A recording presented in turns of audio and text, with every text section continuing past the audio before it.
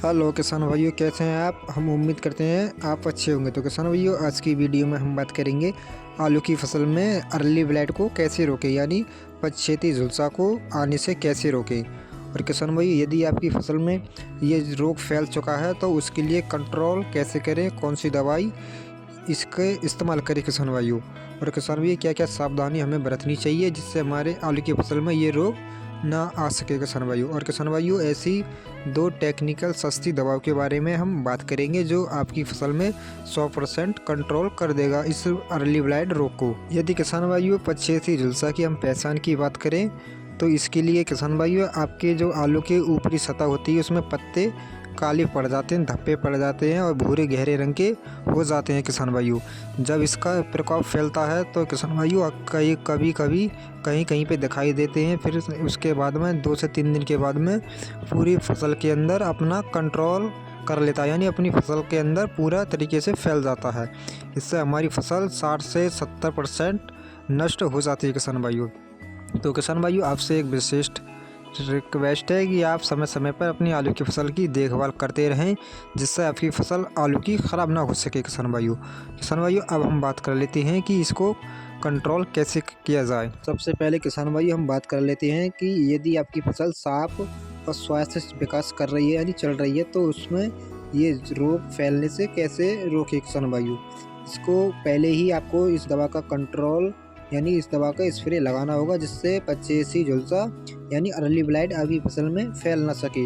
इसके लिए किसान भाइयों, आपको 8 से 10 दिन के अंतराल में इस दवाई का आपको इस्तेमाल करना होगा, जो दवाई हम आगे इस वीडियो में बताएंगे। तो किसान भाई, 2 तरीके के बारे में हम दवाइयों के बारे में बात कर लेते हैं जो आपको मार्केट में सही तरीके से मिल जाए, यानी आपके क्षेत्र में उपलब्ध हो, उस दवाई को आप लगा सकते हैं किसान भाइयों। तो सबसे पहले हम बात कर लेते हैं, यदि आपकी फसल में ये झुलसा रोग नहीं फैला है तो उसको फैलने से कैसे रोकें, तो उस दवा के बारे में हम बात कर लेते हैं। किसान भाइयों, मार्केट से आपको लेकर आना है M45। ये किसी भी एक अच्छी कंपनी का आप लगा सकते हैं, बहुत सारी कंपनियां इसका मैन्युफैक्चरिंग कर रही हैं। किसी भी मार्केट में आपको ये M45 आसानी से मिल जाती है किसान भाइयों। तो किसान भाइयों, अब हम इसकी डोज की बात करें तो किसान भाइयों, आपको डोज रखनी है 400 ग्राम से लेकर 450 ग्राम प्रति एकड़ के हिसाब से अपनी फसल के अंदर लगाना है किसान भाइयों। और किसान भाई, विशेष ध्यान रखें कि आपकी फसल में पर्याप्त नमी होनी चाहिए, तभी आप इसका स्प्रे करें, और आप साफ़ सुथरा मौसम होना चाहिए किसान भाइयों। और किसान भाई, दूसरी दवाई जो आपको ऐड करनी है वो उस दवाई का नाम है मेटालेक्सिल 35%। किसी भी एक अच्छी कंपनी का लगा सकते हैं। और किसान भाई, इसकी हम डोज की बात करें तो इसको आप किसान भाई 100 ग्राम से लेकर 120 ग्राम प्रति एकड़ के हिसाब से आपको डोज लगानी है किसान भाइयों।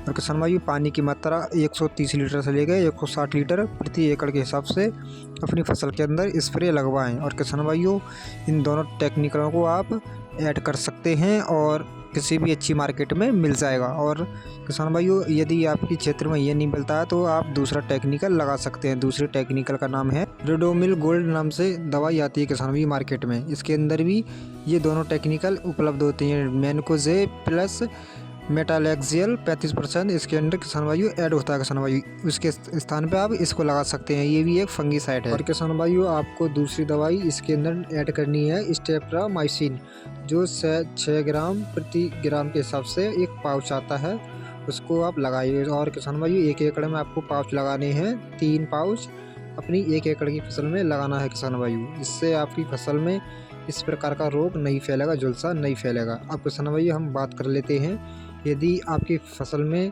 पूरी तरीके से झुलसा रोग फैल चुका है और आपकी फसल ख़त्म होने की कतार पर पहुंच गई है तो उसको कंट्रोल कैसे करें। तो किसान भाइयों, उसके बारे में हम बात कर लेते हैं किसान भाई। उसमें भी 2 प्रकार की दवाइयों का आपको उपयोग करना है, यानी यूज़ करना है। तो 2 दवाइयों के बारे में हम बात कर लेते हैं। डाईमेथोमोर 50% WP में आता है ये टेक्निकल किसान भाइयों, किसी भी एक अच्छी कंपनी का लगा सकते हैं किसान भाइयों। और किसान भाई, इसकी डोज आपको 1 एकड़ के हिसाब से लगभग 250 ग्राम से लेकर 300 ग्राम तक प्रति एकड़ के हिसाब से अपनी फसल के अंदर यूज़ करना है किसान भाई। ये काफ़ी अच्छी और बढ़िया दवाई है किसान भाइयों। इससे 24 घंटे के अंदर आपके जो अर्ली ब्लाइट और जो लेट ब्लाइट रोग फैला हुआ है उसको कंट्रोल कर लेगा 100%। और दूसरा टेक्निकल इसके अंदर आपको ऐड करना है ब्लू कॉपर।